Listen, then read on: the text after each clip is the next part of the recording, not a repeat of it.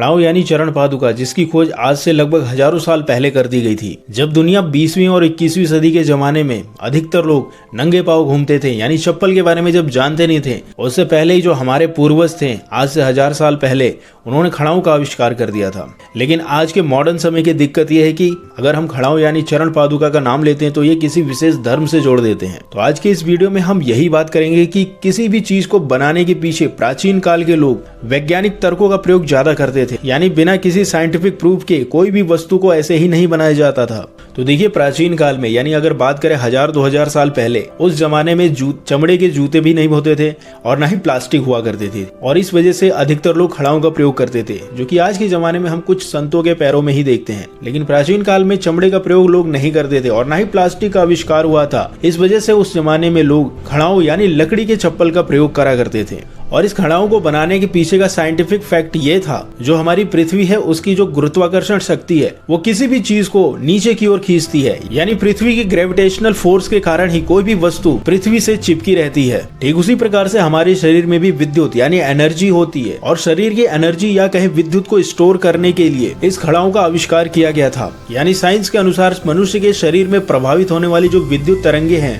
वो पृथ्वी के ग्रेविटेशनल यानी गुरुत्वाकर्षण के कारण पृथ्वी द्वारा खींच ली जाती हैं, जिससे कि हमारी एनर्जी है वो डिस्ट्रॉय होने लगती है, यानी वाइटैलिटी फोर्स जो है वो खत्म होने लगती है। और हमारे शरीर की इस जैविक शक्ति को रोकने के लिए खड़ाऊ का आविष्कार किया गया था। और खड़ाऊ जो है वो लकड़ी की बनी होती थी, जिससे होता यह था कि इसको पहनने पे जो शरीर की विद्युत तरंगे हैं वो पृथ्वी के संपर्क में नहीं आएगी, यानी सिंपली वर्ड में हमारी जो शरीर की एनर्जी है वो वेस्ट नहीं होगी। यानी आप इस बात से समझ सकते हैं कि पुराने लोग कितनी ज्यादा साइंटिफिक तरीके से सोचते थे कि अगर शरीर की एनर्जी को वेस्ट नहीं होने देना है तो लकड़ी के चप्पल का प्रयोग करना पड़ेगा, क्योंकि जो लकड़ी है वो विद्युत तरंगों को अवशोषित कर लेती है और हमारे शरीर की एनर्जी को खत्म भी नहीं होने देती है। और दूसरा फैक्ट ये है कि खड़ाऊ यानी लकड़ी की चप्पल पहनने से जो हमारे शरीर का ब्लड सर्कुलेशन है वो काफी सही हो जाता है, उसमें इंप्रूवमेंट हो जाती है, जिससे कि बीपी की प्रॉब्लम ना के बराबर होगी, क्योंकि लकड़ी जो होती है वो बिल्कुल सख्त होती है। और जब कोई व्यक्ति लकड़ी की चप्पल को पहनता है तो सीधे तौर पे जो उसके पंजे हैं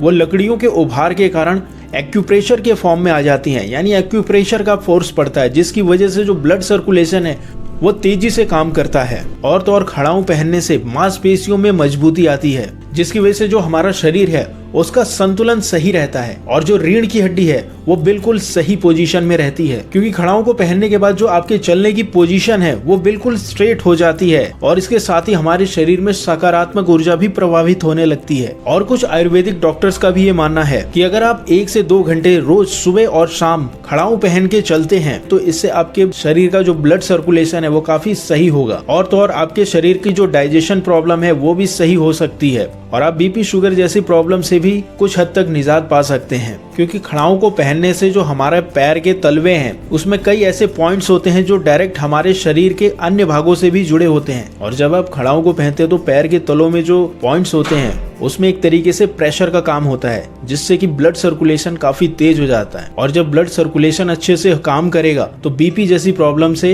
आराम मिल सकता है। तो ये कुछ साइंटिफिक इंपॉर्टेंट फैक्ट्स हैं खड़ाऊ के बारे में, जिसको पहनने से हमारे शरीर को फायदा होता है। तो अगर ये छोटी सी जानकारी आपको अच्छी लगी तो हमारे चैनल को सब्सक्राइब करिए, लाइक करिए। फिर मिलते हैं नए वीडियो में किसी नए टॉपिक के साथ, तब तक के लिए धन्यवाद।